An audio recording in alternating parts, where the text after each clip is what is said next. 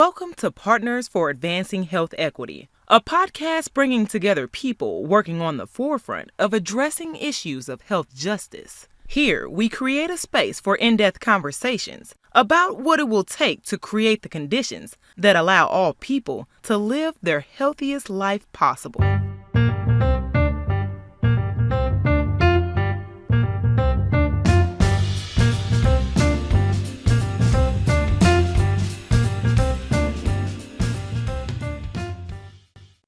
This is part 2 of our discussion with Zoe Smith and Marcus Flax, who are working to understand and address the effects of structural racism on neurodivergent adolescents with ADHD.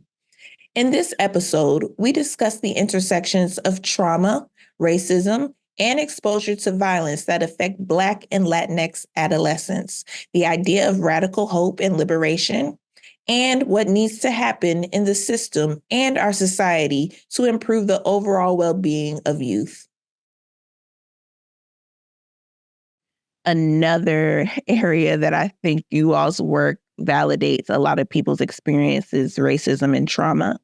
Even thinking about exposure to violence, but there's all sorts of trauma. You know, I live in New Orleans. We are located here in New Orleans, and we had a mass shooting outside of a nightclub last night. And I am right now, processing what happened and just feeling those things. And then I was like, oh, I have to get up here and do a podcast on Zoom. So I just, think about youth and adolescents and how they have to process things like trauma, like exposure to violence. And so I was wondering if you all could explain either broadly or in detail or however you want to, how ADHD, racism, and trauma are linked. Yeah, well, first, I just want to say, wow, it's a lot. And I think that this is something Marcus and me and our team talk about a lot, is like being in community, but also learning about a mass shooting that affects people that look like you or that you love is impossible. It is just impossible to go on and do work again. And that has been a difficulty that we've been trying to navigate around the trauma that our youth are experiencing. And so I just want to say, there's not a great thing to say. It's like, damn. I don't think we can swear on this, but whoops. But it's so exhausting to keep going. And when this happens, and right, like in Chicago, we had a few mass shootings this weekend, and, youth were killed, Black youth were killed. And it's just so terrifying and disheartening. And often it feels impossible to keep moving on and keep doing this work. And so, I just want to acknowledge that and say that that's something that we talk about a lot. And as clinicians, thinking about Marcus, how do I work on my thesis when I'm hearing about all this trauma? And it's really hard. It's not easy. And I've been experiencing that as an early career faculty member. And I want to get tenure. I want to stay here as long as I can. And writing and thinking can be almost impossible when the world is just on fire and everything is happening. And so something that we talk about in my team, and I saw it on Twitter and I don't remember who said it, I wish I could find it, is that there's this, rug of oppression. And if you're pulling on a string and Marcus is pulling on a string and I'm pulling on a string, or we're pulling on a few strings, we're going to start unraveling that rug. And so, our goal is to eradicate racism and to increase mental health access to all families. And so, doing this work and talking about the work is so important. And it helps me to just remember, okay, I'm doing my best at pulling on my strings, and I can't pull on everyone's strings, and I have to trust that other people are doing that. So, but to answer your question, so it's really interesting. So I was trained in an ADHD lab at Virginia Commonwealth University. We were a school-based intervention lab where we went into schools or trained mental health providers to do interventions in schools because that's where kids are. So let's do it there so that we don't have this research to practice gap of, oh, if you come here and do it with us, but then how does the community actually keep going? And so we did a lot of ADHD work. I would do assessments for those projects. And we did not do a good job of assessing for trauma. And then I went on internship and at U Chicago. And I was really excited because there was a specific trauma assessment rotation with Dr. Sonia Dinizulu. And I was so excited to match there, to be there, because I was like, okay, I need to learn how to really assess for trauma. And so I was part of the REACT clinic, which is, oh gosh, okay, I don't exactly remember what it stands for, but you can look it up. But it was basically focused on youth who experience community violence and who or live in areas where they experience community violence. And they would come to us and we would do an assessment where we would, it was a little bit less involved as the craft assessments, which is our project. But you would, talk to the families, you talk to parents, talk to teen, or younger kids. It was all ages. And we would assess for trauma. And what we found out was that there is a lot of neurodivergent youth. There's a lot of kids who had ADHD and also was experiencing trauma. And so I was looking at the literature to just see, I guess I had this thought that something around there was happening, but I was like, what is really going on here? And there's not many people looking at ADHD and trauma. And in particular, ADHD, it has really focused mostly on white upper to middle class boys. And so the intersection of ADHD, racism, and trauma is that we just haven't been looking at it. And because we're not looking at it, because we haven't developed assessments and interventions specifically for youth who have ADHD, have experienced trauma, and are experiencing racism, which is a type of trauma, have a lot of different experiences than youth with ADHD who don't have those additional stressors, basically. And so really these things, ADHD, part of it is that, you can struggle to focus or pay attention or recognize what's going on in your surroundings. And so that can lead to, if you live in an area that is it's not always safe to walk around, that can be really unsafe and can be really traumatic. And you can unfortunately end up experiencing more trauma than maybe youth that are more in-tuned. Or you become in-tuned and hypervigilant and then get a diagnosis of PTSD on top of that ADHD. And so really, that's been something we've been asking a lot about, is like this discrimination that youth are experiencing, the discrimination they're experiencing in the healthcare system, which has led to a delay in diagnosis for Black and brown youth. And unfortunately, even though some of our families have gone to pediatricians, gone to other providers, we even had a family that had a full neuropsych assessment that when I read it, I was like, this is very clearly ADHD. They weren't given a diagnosis of ADHD. And the only thing I can think of is, that has to do with racism and discrimination, that they didn't believe the family or the neuropsych actual tests that showed that there was absolutely ADHD and a long history of ADHD. Oof. Okay. I don't know. Marcus, do you have anything to add about ADHD, racism, trauma, those connections? Yeah. I think the three things that they have in common is that they're labels. Our teens know that they're struggling, and whether it's ADHD, trauma, or racism, it's affecting them in It's affecting them in all different ways, and they know it's affecting them. And for them, that's all that really matters. And so they can get a diagnosis of ADHD. We can put discrimination in the report. We could talk about trauma. We can give a diagnosis of PTSD, but they're really here for support and to receive some kind of service. And I think by moving away from being focused on the labels and instead thinking about how can we best support our teens is what really matters. Because at the end of the day, racism can be just as painful as the trauma they experience walking home from school, and their difficulties of experiencing discrimination because of their ADHD difficulties can be just as painful as experiencing racism.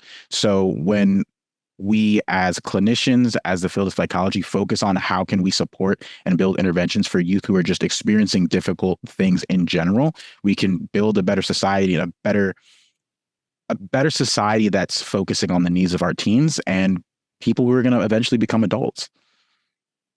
Right. Like something we've talked about a lot is that comorbidities, like having multiple diagnoses, is more the rule, not the exception anymore, that our youth are struggling. The pandemic affected us as adults. I know I still struggle to socialize normally. My executive functionings have gotten much worse since then. And partially probably because of the actual sickness, but also because of that shutdown. It really affected our development. And so we need to think about the youth that we're working with right now. That happened during really pivotal developmental time periods when socializing with other teens, with other young people, was really messed up, was really affected them. And so we're seeing a lot more of multiple diagnoses. And so just like Marcus said, and how I actually train, Marcus is also in my child treatment class, and how I train people is not, okay, if you have ADHD, this is the first route. Okay, if it's trauma, this is the first route. Because a lot of our teens now, or a lot of our kids that we're working with, have this intersection of experiences. And so we need to assess and intervene in a way that is acknowledging that context and acknowledging those experiences. And a lot of times, again, thinking about incentives for grants and for funding, that in psychology, particularly in clinical psychology, it's been randomized controlled trials. And so people are trying to control every little thing and trying to pretend that we're chemistry or physics where we can control things. And that's not how humans are. And so the interventions that we have that are called evidence-based, we always have to ask, evidence-based for whom? And it's not people who are experiencing these complex stressors at a young age. And so the other thing that I forgot to mention is something called developmental trauma disorder. And so this does not exist in the DSM, but it is such a clear and evident experience that our Black and or Latino youth are experiencing. And it's not just them, but because these youth have this additive racism or xenophobia or other acculturative stressors, it's becoming very apparent that this exists for them. And so what developmental trauma disorder looks like is kind of similar to how we consider complex PTSD. For those that don't know, PTSD, the first criterion and the way that you ask about PTSD is you have someone pick the scariest event that they've experienced. But with racism, with complex trauma, with abusive healthcare and school systems, there's not just this one event where it's like a car accident or an assault or something like that. There's not just one really scary event. And so if we think about it, there's this allostatic load. There's this additional interactive effect of these complex traumas that we're experiencing. And of course, that affects adults too. But when we're thinking about developing bodies and brains, we really need to be understanding of how, when our brains are and our social skills and our attachment and how to build relationships and executive functioning, when we keep adding complex stressors, when we keep adding chronic,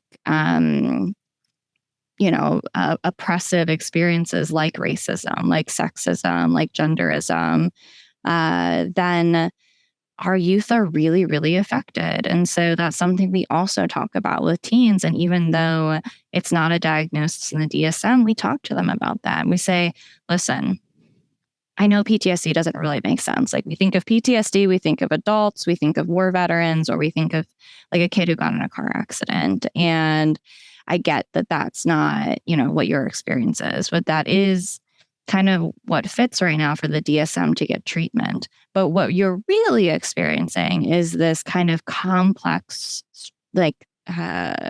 effect of trauma. And we need to think about how we can make you as healthy and well as possible, knowing that unfortunately in this world, you're going to keep experiencing discrimination and racism and other oppressive experiences. Thanks for explaining that. Thanks also for bringing up randomized controlled trials. And I'm very anti them for real people in the real world. So I think that example, though, just talks about how these fields that we're in do not acknowledge or even understand or even want to understand the real lived experiences of the people that we want to help, and that these fields presume, or at least they say that they want to help, and they're not talking about the real world. So I appreciate you lifting that up. What I wanted to ask, though, is how each of you sort of come to this work. What's the background? How did you get here? Why are you doing this? I could start. So I started in a research lab at Rutgers Newark, where I was working in a lab that was examining how infants pick up threats in their environment. And it was really interesting work. And I remember what we were seeing in the lab was that infants whose mothers had high levels of anxiety, the infants were more attuned to threats in their environment. And this got me interested in intervention research, because if babies are showing signs of anxiety at 1 year old, year and a half, 2 years, what's being done to help those kids when they get to preschool, kindergarten, first grade? That took me to my master's program, which was done during the pandemic, where I worked in a lab that was focused on adapting a social anxiety intervention for Black adolescents. And that was interesting because while we were going into the school to talk to them about social anxiety, we started with focus groups. And in those focus groups, we wanted to get their experiences about social anxiety and what it was like socializing in their school. But a lot of what we were hearing was, I don't feel safe. Like, I'm not talking to people not because I'm afraid, but because if you say the wrong thing, you can get made fun of, you can get bullied. And so from there, I found Dr. Smith. It was a new lab, and so I was a little nervous coming in, being the first grad student, but I knew the work that she was doing was extremely important because she's one of the only researchers that I could find doing this work. And so coming in as the first grad student and learning how to do clinical interviews, learning about the DSM has really shaped my clinical psychology grad school experience. I'm so glad you're here, Marcus. Marcus is amazing. They're just the best. And I couldn't ask for a better first grad student. So I'm so glad and Marcus wouldn't say this about themselves, but just has really shaped the lab and how we do things and how we think and how we see things, and has just this brilliant mind for research. And so I'm just so excited that you're here. So thank you. For me, how I came to the work was I knew I wanted to work with kids, but I knew I didn't want to be a teacher because I knew I didn't have the patience to be a teacher. And so the only other job I could think of to work with kids was being a child psychologist. And so I was like, let me just see how this goes. And I got really fortunate. I worked really hard, and I was able to kind of learn. I kind of lucked into navigating the system a little bit. I had some good mentors, but there were some things that were really helpful in shaping my interest to this work. And so a big part of it is that I just feel like I always wanted to support the people that were getting left behind. And so I was, I was pretty successful in high school and college because I just, well, some parts of those times, some parts were a little hard. But academics was something that I was able to really work on, but I saw a lot of peers or a lot of other people who fell through the cracks or who experienced too many stressors at a young age that they just weren't supported. And so I just thought that is so unfair. That is not okay. And I have this sense of justice that is really strong. And so that really brought me to being a clinical psychologist and wanting to work with kids, and particularly wanting to work with Black and or Latino kids because of the racism and discrimination they're experiencing in the school system, in the healthcare system, in the world. And I was seeing, and now there's a lot more, but when I was getting trained, there were very few people focused on supporting them. And I was like, well, what about us? Like, why can't we get support from people that have similar lived experiences? And so that's what I've built, our team around, is providing these culturally responsive assessments, interventions, positive mental health experiences for families that have similar lived experiences to people on my team. And that's really important to me. So you both talked about your training, actually, in that response. And, you also talked about how this work is rooted in the lived experiences of Black and Latiné teens. I guess I'm wondering, what is it like for you to do this work, having received training that might not even broach the areas that you're working on? The best way I can put it is each visit, so to speak, is a new slate, right? Like, I don't know what I'm going to go in expecting. And I think that's for the best, because each teen is unique and they show up with their own set of experiences. Their parents show up with their own set of experiences. And to Zoe's point, the way we do our work, the way we do our assessments has been done so little throughout the field. And so we're taking the knowledge and what we learn from our families and from our visits, and hopefully we can train new people. As new people come into the lab, we'll train them, we'll write papers, we go to conferences, and we really get to lay the groundwork for doing better assessments. And that's a really important but really challenging task. And to that, I will say, as a grad student, it's very difficult to, balance being a grad student, being a clinician, but then also doing assessments for teens who are seeing some of the worst things that a child could see. And the reason why there's no training on these topics is because not enough people have done the work to come together and be like, okay, how can we train people to do this better? And so hopefully by the time I'm a professor, by the time Zoe has tenure, there's more people who've been inspired by the work that we do, that we can finally come together and create training programs. We can create manuals. We can train teachers on trauma-informed teaching. We can start building the frameworks to doing more trauma-informed work. Yes, I love that. I think the simple answer is it's exhausting and it's frustrating that there's a lot of unlearning you have to do within clinical psychology, because we do focus so much on the individual in psychology, and we have to unlearn that individual interacts with systems, interacts with contexts, interacts with other people. And so we really need to unlearn okay, we're going to talk about diagnoses during assessments, and then in therapy, we're going to talk about coping skills and da-da-da-da-da. We need to do a lot of unlearning and recognizing that there's a lot we don't know still, because there hasn't been, there's a lot we don't know, but there's also a lot we do know if we just listen to people and what they're asking for. And that's what we do. We just listen And then we do what people need us to do. And we do talk about how frustrating it is. Like, a lot of us go into child clinical psychology because we want to help and support youth and their families. And at the same time, we can't dismantle all of these systems that they're right now. We will, but we can't right now at this exact instant.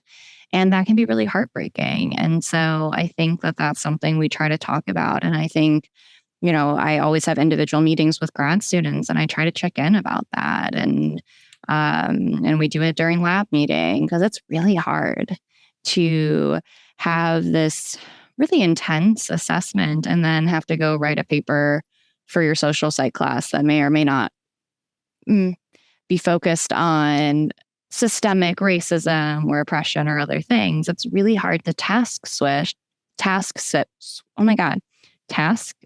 It's really hard to task switch.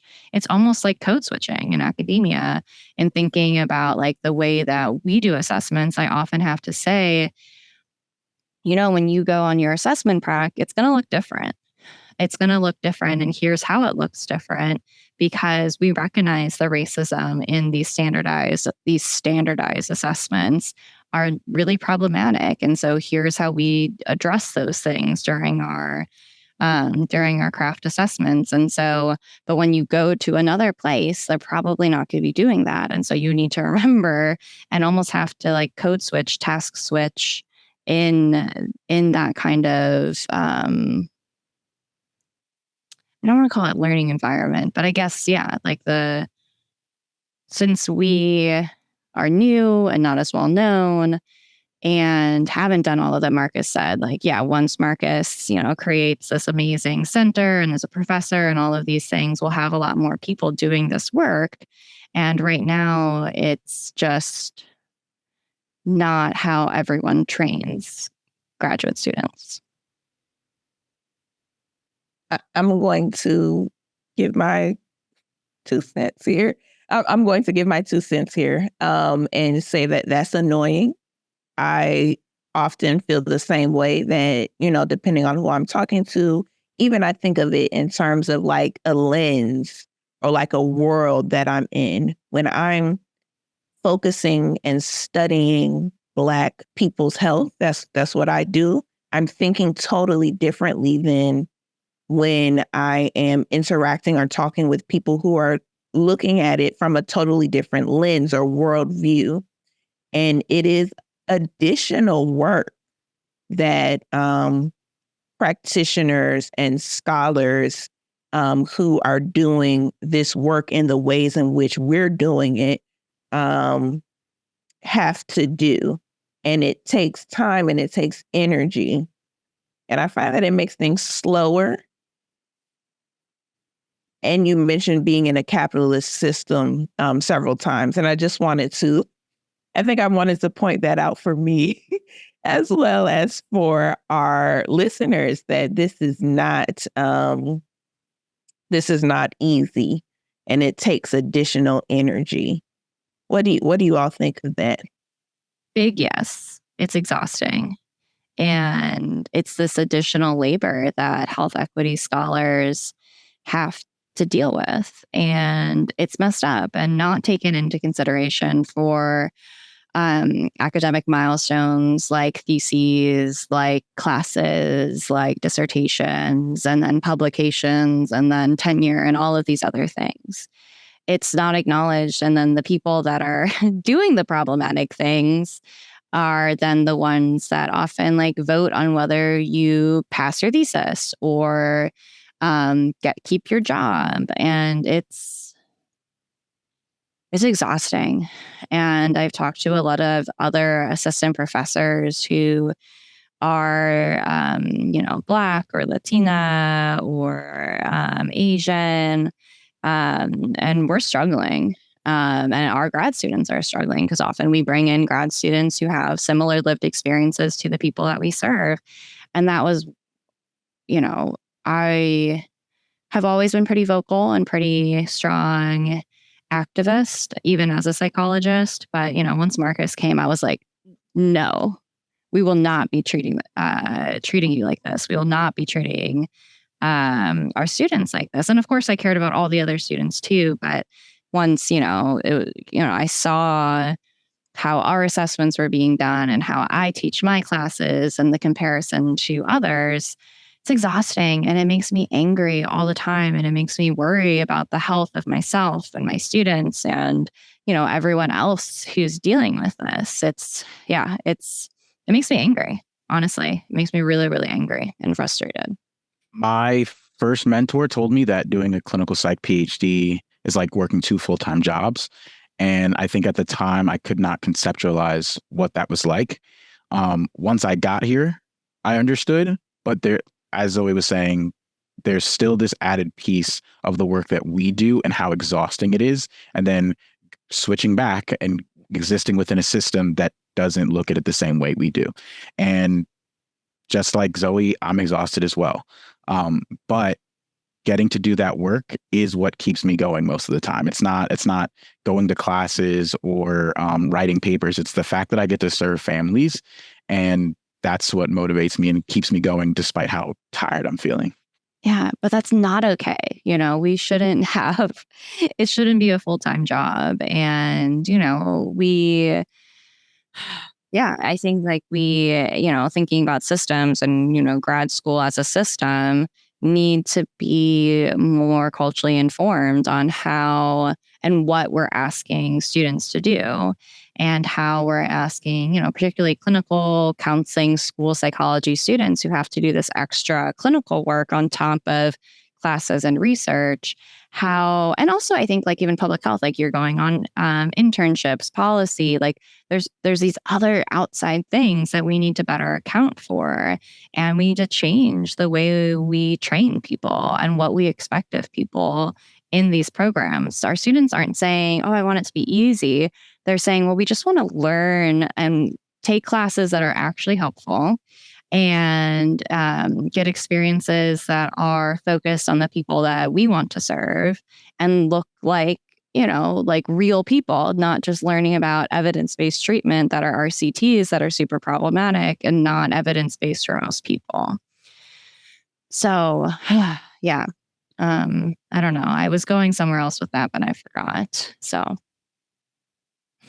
that's okay. I just wanted to thank you all for indulging that question, because it's really more than, as people where I'm from would say, it's more than just a notion, that this is additional work. And thank you for using the word exhausting. It is. But I think something that is also more than just a notion is actually, Zoe, when we had our first prep meeting, you used the terms radical hope and liberation. And those are also more than just a notion. Clearly, it's needed from what we just said and actually our whole conversation. So I'm wondering what that means for you all, what it looks like, and what are your thoughts on how to get it? Yes. So I read, it was Dr. Della Mosley's paper on radical hope. I don't remember when it came out. It was within the past 5 years, I think. And it just helped set my mindset. Thinking, so I'm not going to be the best at explaining this, but what it means to me, what radical hope means to me, is recognizing the context and the reality of racism, of oppression, and being real about that. And so I'm not going to have this rose-colored glasses where I'm like, oh, maybe it doesn't exist. No, it exists, and it's harmful and it's hurtful and it's painful. And so I recognize the context, and then I get specific. So the families we serve right now are mostly in the Chicago area. Chicago is one of the most segregated cities in the world. And the area that Loyola is at is on the north side, which has been really gentrified and has become predominantly white area, except for little pockets like around Loyola and Rogers Park, which again, Loyola is gentrifying and affecting the livelihood and the communities of people. And so I have to recognize these things as a person who works for a university, who is a part of a healthcare system, is part of the mental health system. And so I recognize these contexts. I'm really active in Chicago and learning and supporting certain youth-centered and mental health-centered activist groups. And so that I recognize how our policies, how things are affecting the people that I see every day. And so that's the context that I experience. So this is like with Radical Hope, there's kind of like this context, current, past, historical context. And then there's the future. And in the future, I believe that the things I'm doing now with recognizing all of that context, I'm going to eradicate racism. There's going to be a world where mental health experiences and the system is going to be well.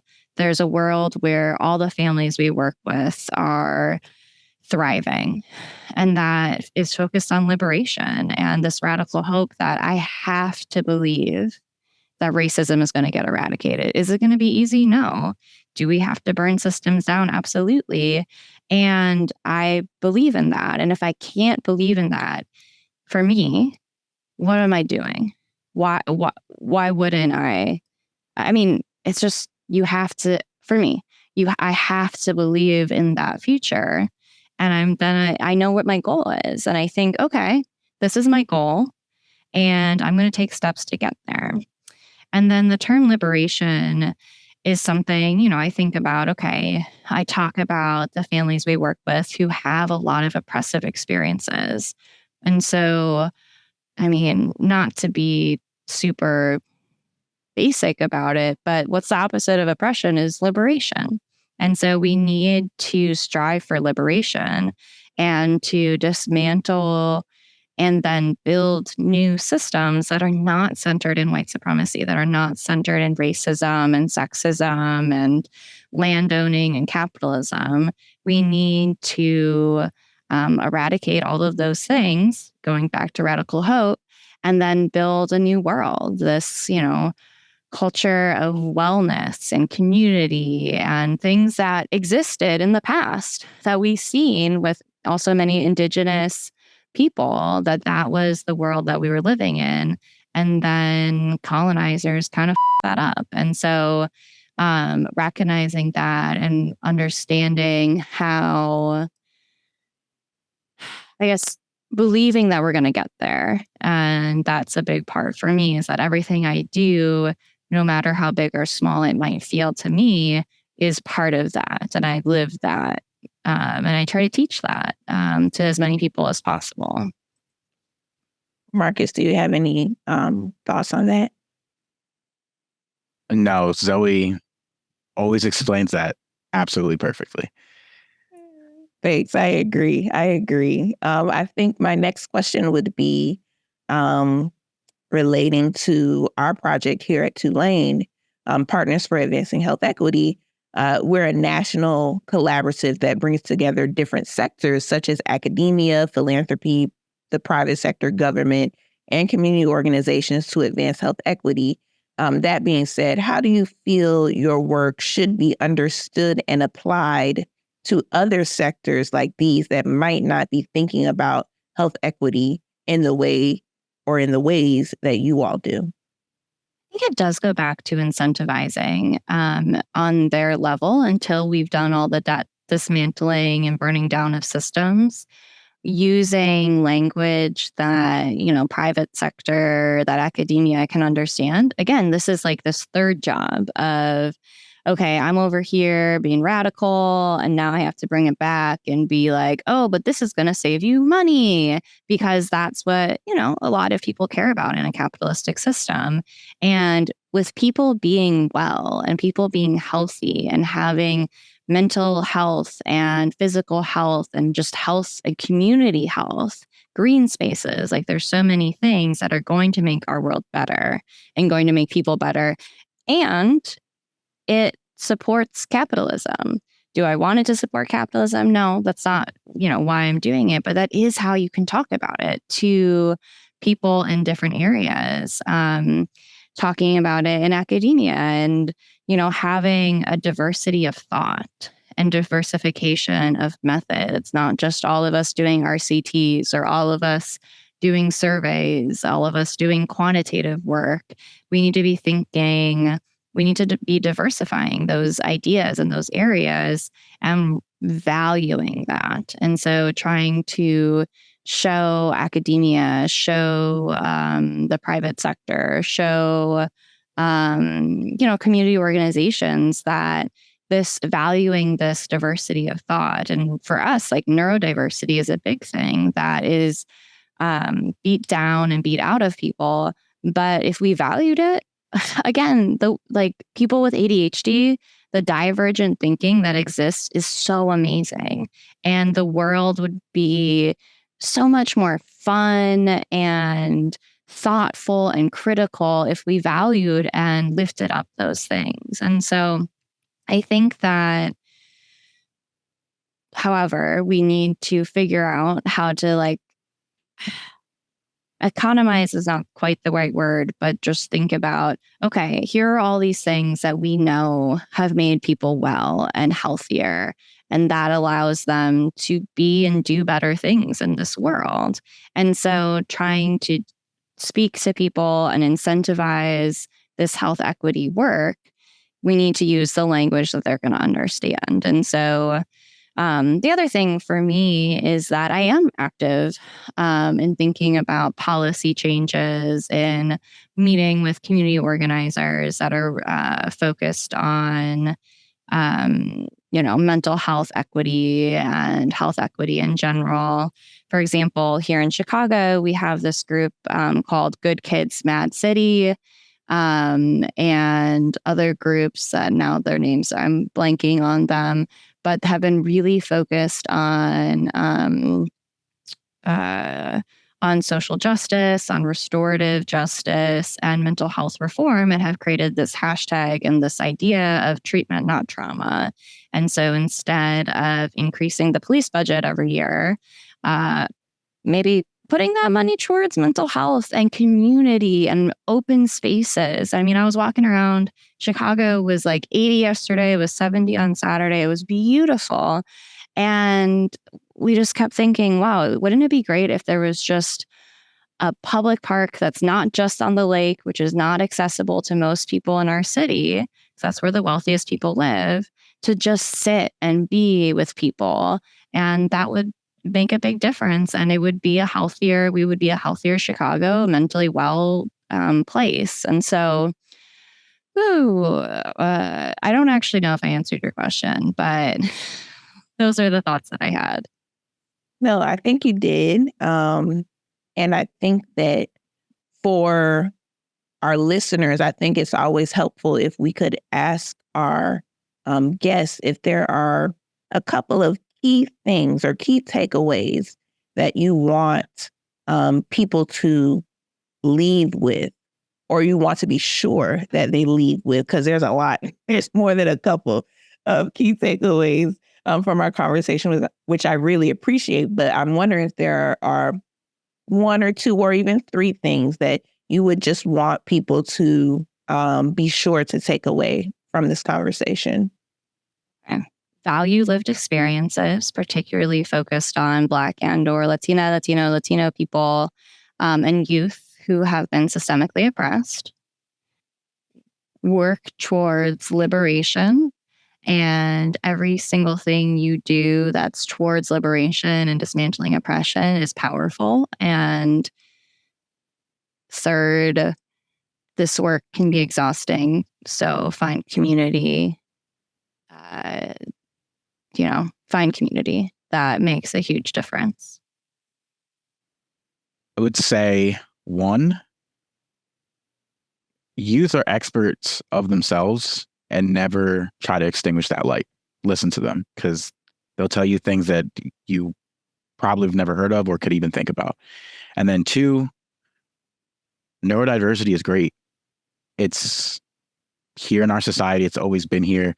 And our world likes to pretend that it's not, and they look down upon those who might identify with that. But we all have it in one way or another. We're all our own flavors of neurodiverse. And the sooner that we all accept that, the sooner we can start building a better society. Thank you. Thank you for those final comments, but as well as for this whole conversation. I really appreciate you all engaging with me, and I'm, connecting with what you all are saying and doing, but I know that our listeners are as well. So we really appreciate it. Thank you so much for being here and for your work. Thank you so much. This was wonderful. It's so important to be able to talk about this. And, we feel heard. And that, as we keep talking about, that's important. Yes, thank you for having us. Of course, of course. And thanks to our listeners.